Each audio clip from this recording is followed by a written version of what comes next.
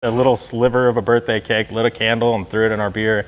And then I dry hopped it with frosting because I'm a monster and have no respect for the beer. The art of brewing, apparently. It's the backpacking beer adventure. Let's get hopping.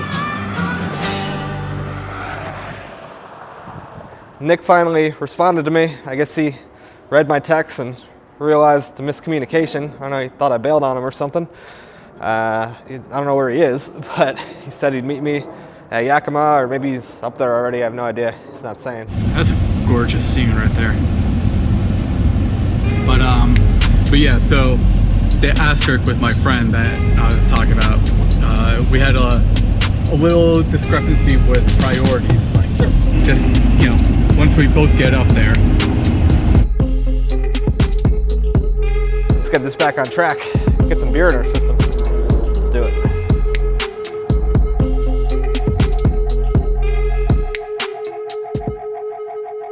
I'm Nathan Cooper with Wandering Hop Brewery in Yakima, Washington, and now Zillah, Washington. Open out here for 3 months. You caught us when we were pretty fresh. Our Yakima location's going on 4 years. Have you been brewing for a while? Even before this? Started maybe a year and a half before we even opened the place. It was one of those business meetings with my father. Are you gonna take over the family business, or what do you wanna do? And I had just celebrated way too hard at Bailbreaker and had way too much fun and thought, I wanna open a brewery, Dad. Hell yeah. And he looked me right in the eyes, he's like, have you brewed before? Yes, I have. He didn't ask how it tasted, how it came out, but I was real confident in that moment that I could brew some beer. Nice. So we just ran with it. We remodeled our garage and just brewed for about a year and a half. I would frequent the local bars, so I was able to just walk in and pop a growler on the counter, and managers would just pour for customers, and I could sit there. And if you give your friends free beer, it's always good beer. Yeah, yeah. So I could actually hear Yeah. like real feedback from people. Oh, so it was nice. That's a good way to do it. It was hurtful, but it was good. Yeah. Our opening weekend, we didn't tell anybody really. I was like, well, if anyone drives by and comes in, we'll just kind of see how it goes. Our second day, 2 party buses showed up and we had a line out the door. All the neighbors in the area had been driving by daily. The neighbors behind us show up 10 deep every Sunday. Most of the people that come on Sundays just show up on their 4-wheelers, grab the family in a side-by-side and just come ripping through. And I'm like, badass. I totally need one now. Yeah. I need to fit in, you know, so. Yeah, That's the excuse I'm giving my wife at least. It's an amazing problem to have. We're running out of beer, selling it over our own bar, which is like the dream. Right. I'm sure most of the local restaurants hate me right now. 'Cause I'll get texts all weekend long like, can I get another keg? And I'm like, so the thing about that, and I didn't expect it to be this big of a hit. We've stayed consistently busy. It's been pretty wild. How big is the brew setup in Yakima? So in Yakima, we're brewing on a 3.5 barrel system. Okay. And it is very manual. Yeah. The first brew day, dialing everything in, took me 14 hours. And we made a whole like 5 kegs of beer. And it was one of those go home like, what have I done? I gave up a desk job for this. Like, everything hurt, I'm sore and tired, and yeah. At least there's beer at the end of the day. Yeah, you know? We double batch typically. We've got 2 7-barrel fermenters and then a bright tank. So we're cranking out about 11 kegs of beer pretty much every week. Half of it gets split up between these 2 locations, and our favorite accounts in Yakima get some beer and then poof, it's gone. You enjoyed whatever was on number 3 Saturday, but now it's Sunday and everyone drank it all. So there's a new beer on number 3, I'm sorry. Yeah. One of the neighbors called me out pretty hard about us running out of our Hefeweizen. I was just kind of casually having a beer, chatting with friends, and just stops me in my tracks like, where's the half? Like, I'm sorry, I'll get right on it. Yeah. It's the ultimate work hard, play harder type scenario. Oh yeah, I'm loving it. Yeah. You want to try some beers? Yeah, let's definitely get into some beers. Sweet, let's do it. Cool. Thanks for pouring these beers. Oh, of course. Thanks gonna for be good. hanging out with me and giving me an excuse to drink some beers this morning. There you go, happy Father's Day. Thank you. Where should I start here? I'd start off with the hazy right on the end there. That's our 369 Damn She Fine hazy. Yeah. It's 100% mosaic hop, which is HBC 369. It was like an hour before we opened, and I had to come up with a name for that. And I was like, 369. Okay, I got it, guys. This is the name. And now at every festival, if that's there, just as the night progresses and people start to have more and more beer, the singing, it happens, and then the dancing. Yes. It's a great way to gauge how much fun everyone's having when they come up just singing the song and you just casually slide them, here's your beer. We're looking at buying a double-sized one of these tanks and just naming it 369. Like, that's how fast it sells. Growing up in Yakima, like you originally hate the smell of hops until you realize what it is, and you're like, oh man, we're so lucky to live here. Out-of-town brewers from cross country come through here, they're like, those are apples, those are cherries, that's hops. I'm like, this is pretty cool here. I kind of took it for granted and forgot all the neat stuff we have. Had our opening weekend, and it was a bit chaotic, like I was telling you. We went into town, I told the team, I'm like, I'm sorry for what I just put you through. Beers are on me, let's hang out. And as soon as I walked in, they're like, hey, you're the guy from the brewery. I was like, I am. And they're like, you have to name a beer Zill, Billy. I was like, done. Okay. If you guys asked for it, I'm totally doing it. And now it's one of our best sellers out here. It's pretty great. This is nice. This is a good Wonderland beer, Yeah, too. thank you. Yeah, it was also because we're just known for our hazies, so it was really cool to brew something that you could actually see through. Yeah. Proof that we know how to do something filtered and clean. The original plan when we started opening was just to brew a variety of styles. My wife and I took a trip to the East Coast, started in DC and worked our way all the way up to Boston, discovered the hazy IPA. I was like, well, I'm gonna waste a lot of time figuring out how to make one of these, and now that's kind of what we're known for, is the hazies. Heck yeah, I mean, you're in hop country. Yeah, we have to. Got to. I never had a choice. Got the blonde here next. Hashtag no filter blonde. Yeah. It was kind of a little play on the Instagram type. Oh yeah, that's clean too. Little hops in there coming through. Another good sipper for the patio out there. So the blonde and the Zillbilly, and well, next up's the amber. Those are our top three out here. The blonde and Yakima, we blow the keg every 4 weeks maybe. Here we go through almost 2 a weekend. So how did you come up with the name for the brewery? My wife and I were dating. We would just go anywhere and find new breweries or little hole-in-the-wall breweries. Kind of place where you could walk in and you're gonna get served a pint by the owner who also brewed it. We were in Seattle at like our 7th brewery that day, trying to figure out a name. Well, where do we wander to? Wander Brewing's already taken. Wandering Hop, and it's this little walking hop guy. Oh my gosh, honey, give me crayons. This is where we were at. And so I just started drawing it, and that's kind of how it was born. I took a receipt and made the most god-awful drawing on it, sent it to my friend who's an artist, and I was like, can you make this not crappy? It went through a bunch of trials. At one point, we didn't have the sunglasses, and they were like terrifying anime eyes. And we could never get the eyes right, and he just looked like this tweaked out hop. Yeah, and that's so what we our were logo like, looks like. yeah, it was like, I got the amber here. originally it was Atlas Amber, a little travel theme. And then because people kept demanding one and the bars kept wanting one, we named it Damn Amber. Like, here's your Damn Amber. Oh yeah. And people like, can I have a Damn Amber? You don't have to yell. Like, I'm not a huge amber fan, but I kind of like this one. It's also clean and it's got that little caramel kick to it. which it's so weird seeing the beers in your hand because I'm usually drinking our hazies, but it's like I can see your hand through them. Like, we've got clear beer. We did it. Yeah, hey, look, Mom, I made it.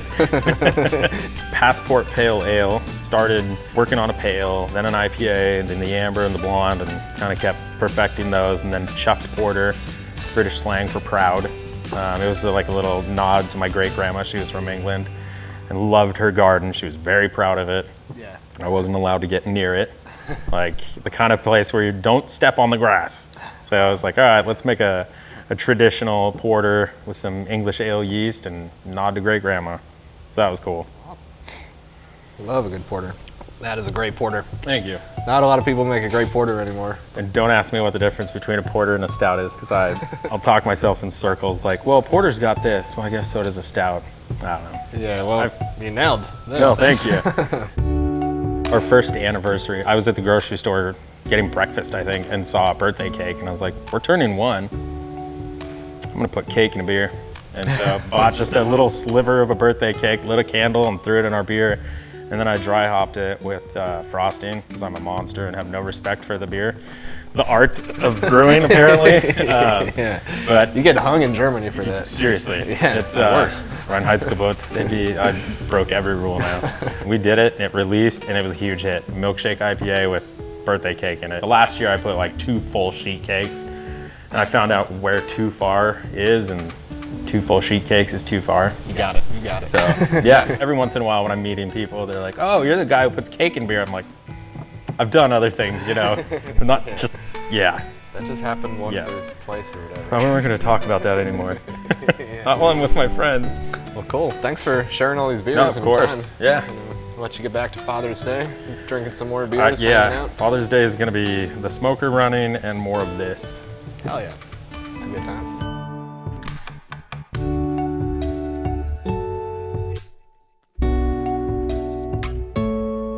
I just started getting into fermented hot sauces, making my own. Really? So go to the store, Got 'em around here. yeah, pick up some peppers and make my own brine and not tell my wife. She's short, so I just put everything on the top shelves. So there's things that have been up there for like a month and a half fermenting. She'll never ever know about it. That's perfect. It's pretty sweet. Secrets.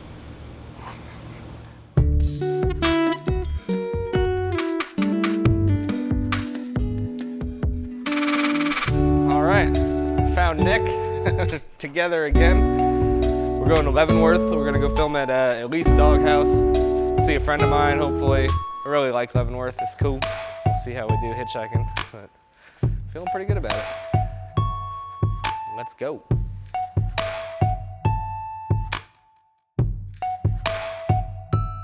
Hello there, my name is Joel Sams. I'm part owner of the DogHaus Brewery here in Leavenworth, Washington. We claim to be the smallest bar in the state. As far as we know, it's true. No one's proved us wrong. This is basically the entirety of the main tasting room, and then we have a little more space behind us here. Open about 7 years now.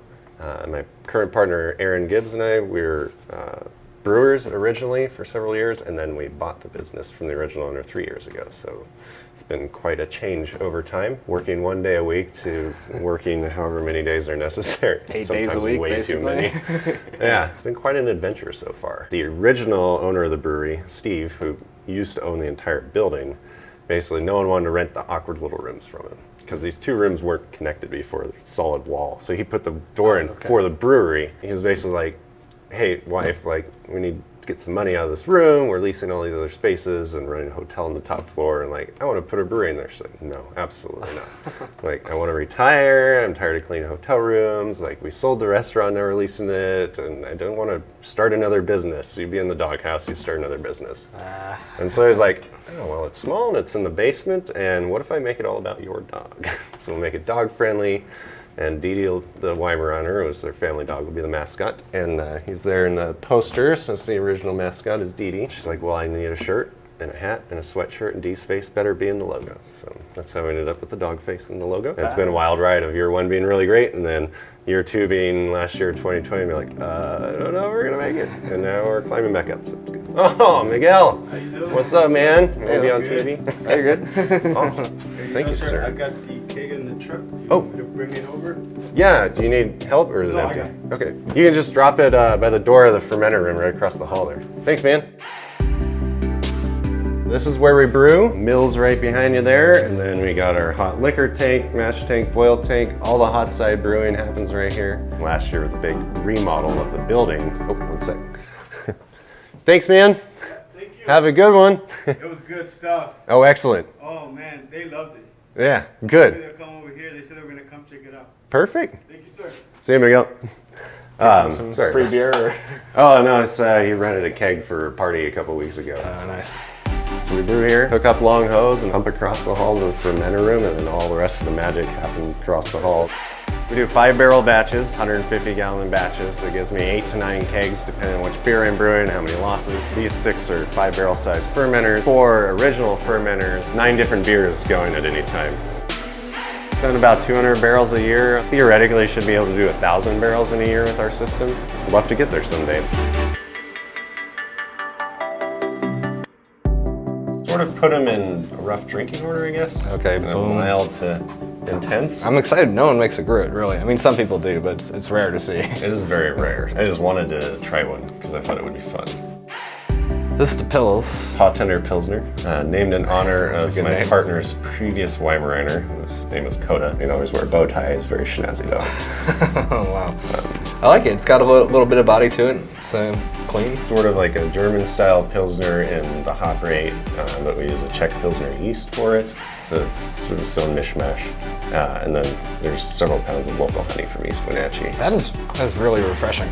I don't always get excited about Pilsner, so more and more, I think, and this is why brewers probably love Pilsner so much, like eventually it just starts the nuances start to kick in and you're just like, okay, I like this more than that, and it starts to stand out a little bit more. For me, I think it's a really challenging style because there's not a whole lot to it. So like, you have to nail everything perfectly. Yeah. Because there's such a Can't mild screw it up. and light beer that a little bit of something the other way, there's no way to hide flaws. Then we got your wit beer. 50% wheat that we use in there, and then bitter and sweet orange peel, coriander, and a little chamomile. There's a little bit of a heavier body, a little sweeter finish on it, and light, kind of muted citrusy tones. Yeah, there is that sweetness to it, but it's not that like cloying, obnoxious sweetness you can get from some beers. It's more floral, probably chamomile. Chamomile is like a little bit of floral tones, and it's also slightly citrusy, so it kind of feel like it complements the other things. The Gruit's my recipe. I'm excited for this one. So what all goes in here besides sage as far as hop replacements? The Gruit that I've made is I sorted like a Belgian Saison style base, rye, oats, and barley in there. So it's kind of a little bit of everything. It's like, this is what you have on the farm leftover kind of thing. Yeah. And it's using a Belgian yeast. For the flavor components, there's sagebrush from the hills that I picked, and then the rest of the stuff I pick up natural food store. But there's lavender, lemon balm, coriander. The lemon I got right away, yeah. Yarrow, hyssop, and there's one other thing. Oh, bitter orange peel, that's right. Bitter orange peel, yeah. So That you get comes some through. citrusy notes, you might get a little kind of that lavender floral hints in the background. And then the sage is pretty mild. This is very strong, so I don't add much.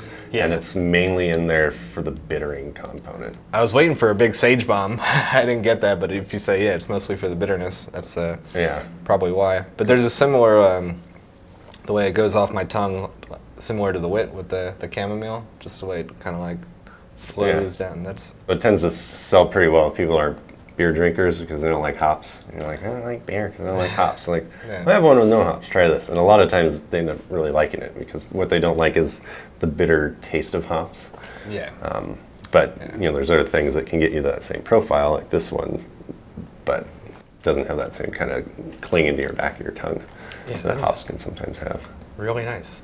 That's a recurring theme that we talk about, or at least I talk about, is just people who don't like beer, they don't like IPAs. It's just like, well, you're wrong, and I'm going to show you how if I can. If I have the tools in front of me, like, I can show you an IPA you like that's Yeah, not so it's- bitter, or I can show you a beer, somehow I'll find out a beer that you're going to like. There's hundreds of styles, sub-styles, I guess, so. Oh, I agree. I feel like if you don't like beer, you probably just haven't had the right one yet. Exactly. But I mean, you got to be willing to keep trying it until you find one. Then we have the raspberry wheat, which so far I don't think we've given an official name because it's brand new. Just light American wheat beer, and we had a bunch of raspberry puree left over in the fridge from making a raspberry porter last year. Oh yeah, that's pretty tasty. A bit of tartness from the raspberry, and then the wheat's it's really mellow, and it's American yeast, so there's not a whole lot from the yeast in there. Next would be the Belgian triple.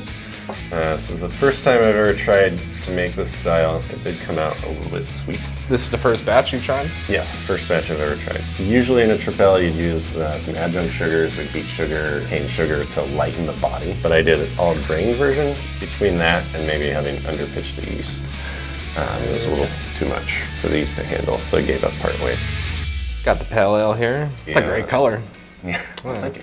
So this is the Scrappy Doo Pale Ale. Scrappy Doo. We brew it on top of the leftover yeast and hops from our Imperial IPA. So much hops go into the Imperial IPA, it's called the Double Dog Dairy. I don't have to dry hop the Scrappy Doo because there's still enough residual flavor that it essentially dry hops while it's fermenting. Oh yeah, that's a nice pale ale. From the color to the taste. The pale is my partner's recipe. I feel like I've still never created a pale ale recipe myself that I'm happy with. Like, there's always something I'm like, it's not right. Aaron does more of the hoppy beers. He seems to be better at it. I do more of the malty beers. I seem to be better at that. I don't know. Got your hazy IPA? Yeah, this is the Dirty Dog Hazy IPA. The hazy is usually the top seller. Yeah, this is tasty though, all the way through. So far, the wit and the gruit are the standouts. This is really good, and that was really good, but it's just, I don't know, just the floral, like, kind of tea vibe of those two is just different and refreshing. And then this is the Chow Chow Maple Stout. Nice. So it's Good stout. an oatmeal stout base, a little thicker and heavier and a little creamier body from the oatmeal. Refer to it as the breakfast beer. Maple Mildew. Yeah, so It's gonna be a Nick favorite. He's already looking at me, he knows. Well, thanks for pouring all these beers for us. Absolutely, not a problem. Join us in the smallest bar in the state and make a new friend while you're here.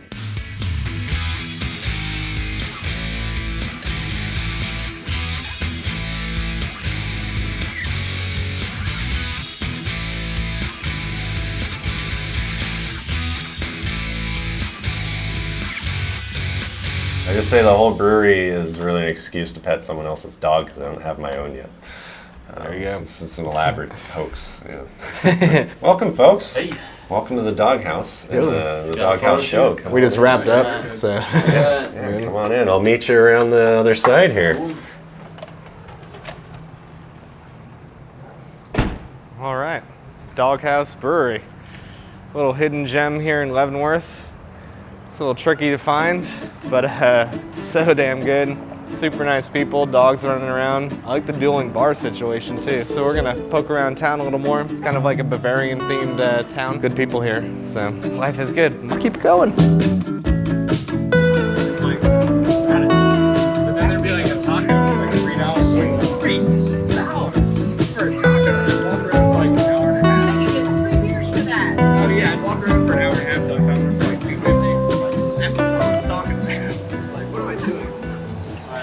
We're just going eat some